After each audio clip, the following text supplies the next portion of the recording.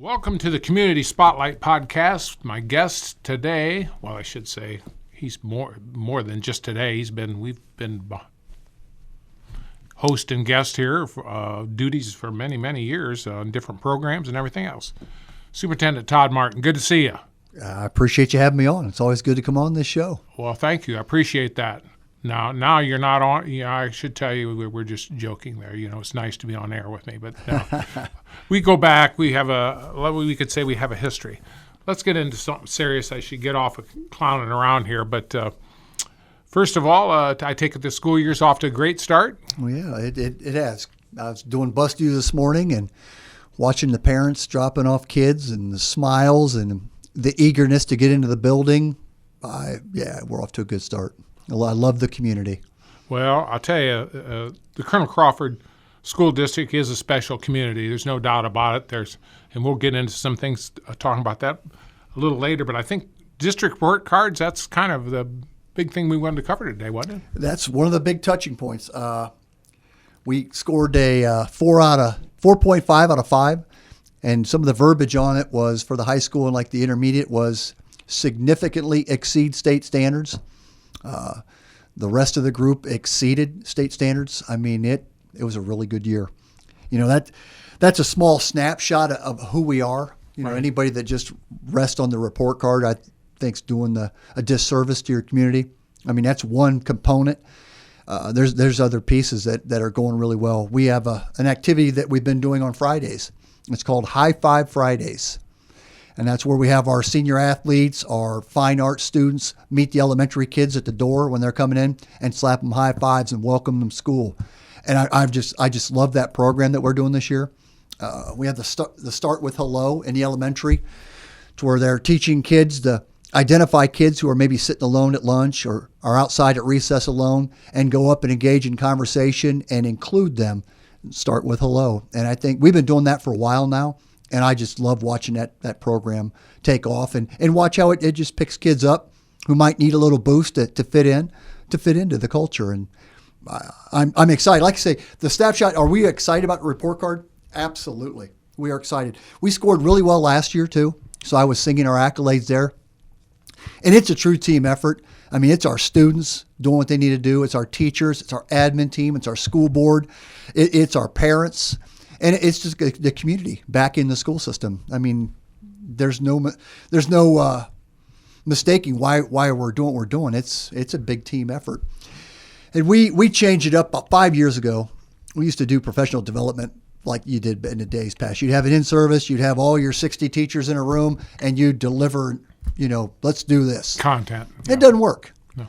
So we went away from that. We went to more of one-on-one coaching and small group instruction, to where, we're getting a few subs on a day and pulling just departments out and working with them with our curriculum consultants who are just dynamite. And we're seeing real growth, in the standards that we're hitting and in our instructional delivery. Not all kids learn the same.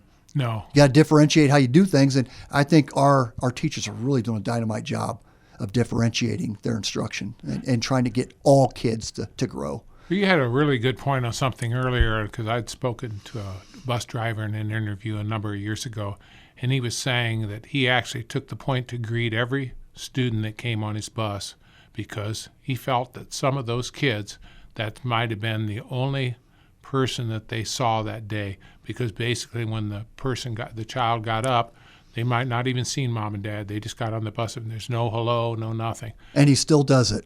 Yeah. Calls each kid by name as they get on and get off the bus. I'm a big believer in that. I think one of my big missions as superintendent, one is to make sure the daily operations run. Right. But two, I talked on the previous show, is to model the behavior I want to see out of my staff, out of my principals, my teachers. Be kind, acknowledge. And I have a kind of a pattern. People say I'm a patter. If you walk in close proximity, I'll pat you on the shoulder to acknowledge you. And Disney had that concept. If you're within like 10 feet, you acknowledge people. Right. And I try to do that. And I think as a district, I think we do a pretty good job of that. Well, if you want people to care about what you're doing, you need to show that you care about them. It's a two-way street. And I think sometimes people forget that. Correct. And I don't care if it's schools or anything else, that's the key is relationship. And if you can foster that relationship, one of the biggest parts of that is interaction. And so I guess it really doesn't matter who engages it, but it needs to be engaged. Somebody needs to do it. Absolutely. Absolutely. Well, we got the Fall Festival coming up. Oh, yeah, that'll be here. Big event, October 7th. Yep. Right around the corner. And in fact, the night before that is we have a football game, and it is the pork loin dinner night. So if you'd like a ticket for pork loin, the FFA is doing their normal session of cooking those out on the open fire, getting them ready. Just reach out to the school, and the FFA kids are selling tickets right now, and it's a good feed. I get it every year, and it's a wonderful feed going to the football game. Yeah, do you need a doggy bag? Yeah, it's a pretty good sized meal. Yeah, it's good. But the Fall Festival is going to start at 9 o'clock, run to 3. So 9 a.m. to 3.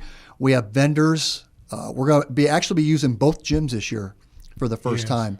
So there'll be vendors in the high school gym and vendors in the elementary intermediate gym. There'll be the tractor club will be in the cafetorium in the K-12 building. The cabin guys will be out there. Ted Bruner had made contact with me that they're going to be out there from 9 to 3 as well. And they'll have a blacksmith. He told me that they have a graduate by the name of James Patrick, CC graduate, will be doing blacksmithing, demonstrating the old tools that used to be used. They'll be baking bread. So you'll have the activities in front of the North Building like we always do. You'll have the car show going on, and that's from 9 to noon. I know there's registration, so if you're going to bring a car and get registered, and we had a lot of cars out there last year. And rivaling the cars, we had a lot of antique tractors also in another section of the property. So it's a big day. Now, I had Lori Cochran on at another podcast, and we talked about the Colonel William Crawford Fall Festival. For somebody hasn't seen that, they can go back and look at that one as well as listen to what we're saying here. But I know one of the things this year they wanted to stress is the parking. And people need to really keep their eyes open this year because there's been some changes in the parking or the way it's being administered, I guess. Well, she has done a fantastic job. She's all over it. The athletic boosters, when they put this thing on, they go all out. Yeah. I mean, they'll be out there cooking beans about 3, 4 a.m., getting that bean soup ready, which we're famous for. Yes. So they'll have that bean soup ready, and I kind of like the chili, too. The chili that's homemade there is amazing, too. So that event's coming up, and, come on out. It'll be a packed house. Hope the weather's going to be good. Hope the bees stay away. And that time of year, you just never know. We've had a few years where we've had some bees come in and make it interesting. So we're hoping that the vendors hope it's a good day for everybody. Now, that's on Saturday, October 7th. Yep. And I always kind of like to give the dates again. I'm going to kind of view, if you don't mind, just for a moment. You've been with the district now. You've been superintendent there, about 11 years, 10, 11? This is year 13. Wow. Yeah. Gosh, I've been with the district 16. I was 3 years principal, high school principal. So this is year 16 for me at Colonel Crawford, and it's flown by. And it's gotten better each year. I mean, I've enjoyed it. I enjoy it more and more, just watching everybody grow and get better at what they do. And the thing that I like about Colonel Crawford is we don't change who we are. You get some people around the state, they throw these ideas out and they want to change who you are. We don't want to change who we are. We like the culture we have. We like the tight community. When somebody's sick or somebody's battling something, our community rallies. I don't ever want to go away from that. So I think a big part of my mission, too, is keeping Colonel Crawford who we are. Yeah, you have to have an identity, and that's very, very important because I'll tell you what, people can see a fake identity, and they do not respond well to it. They can tell if people are faking it. Correct. And I agree with what you're saying there because you see a lot. Now, what is the enrollment now out in the district, your district? We're about roughly? 960 kids. Now, you have so many that goes to Pioneer, et cetera? We have about 60 kids, juniors and seniors, that go to Pioneer, taking the career tech route and learning good skills that they can walk right into a job. Or a lot of kids are taking the College Now, program, and they're going to walk out with an associate's degree. So, that's a good avenue too. And we have a great partnership with Pioneer. Yes. I always say that I have an advantage over most superintendents who jump into that seat. One, I followed a great superintendent, Ted Bruner.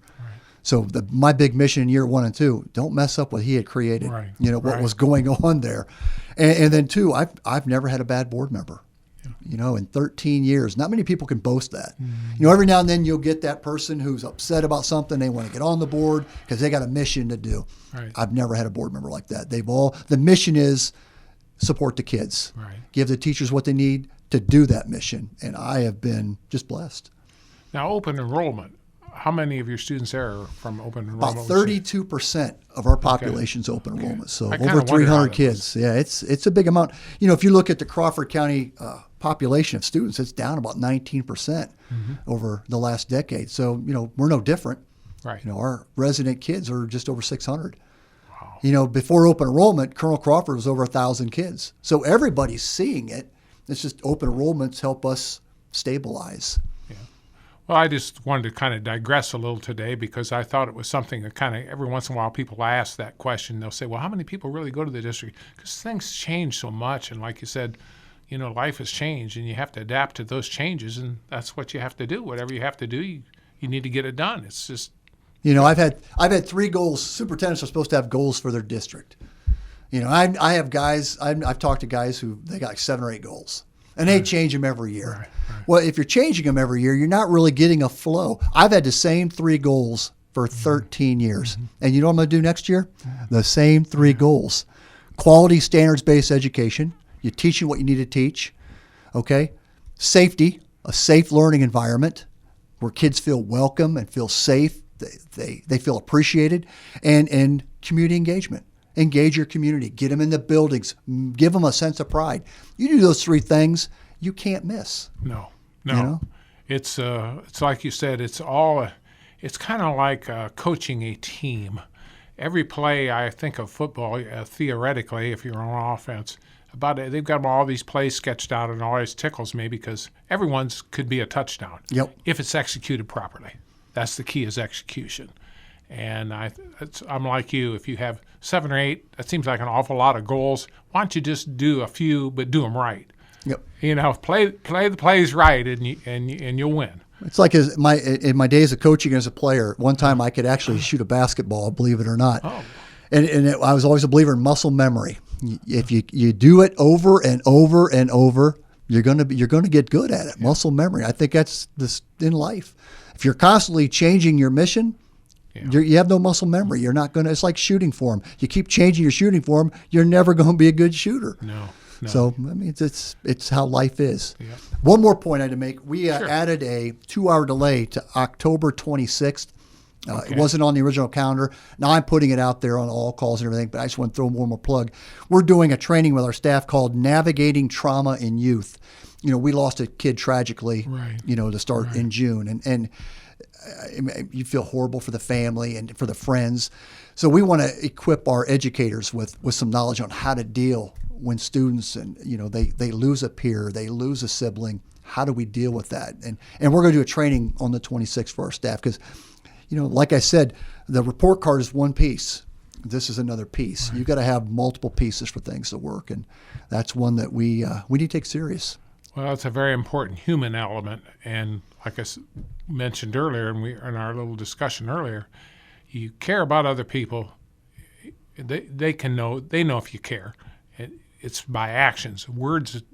I told somebody yesterday. I said, words are a lot of hot air. They want to see some actions. If you got your actions back up, that means a lot more than words. Just do it. Thank you. Can I give one more thank you? Absolutely. Last thank you. I want to thank the Colonel Crawford School Foundation. They gave out this year $18,656 in grant money to teachers for field trips, for classroom resources, for classroom stools, so kids can learn in a different way. They gave the cabin guys $500 to work on sealing the cabin up. So I want to thank that group. Yes. I call them the movers and shakers of the district because they're professionals who, volunteer their time to help raise money to give to teachers. And I just want to thank the Colonel Crawford School Foundation. Well, we're thankful to have you in today for the podcast. Thank you very much. It's always a pleasure. Todd Martin, thank you again for coming in and being a part of the Community Spotlight. I think when people always listen to these podcasts, they're always encouraged, and we have a lot to be encouraged about in our schools, and especially in the Crawford District. Thank you so much. Thank you.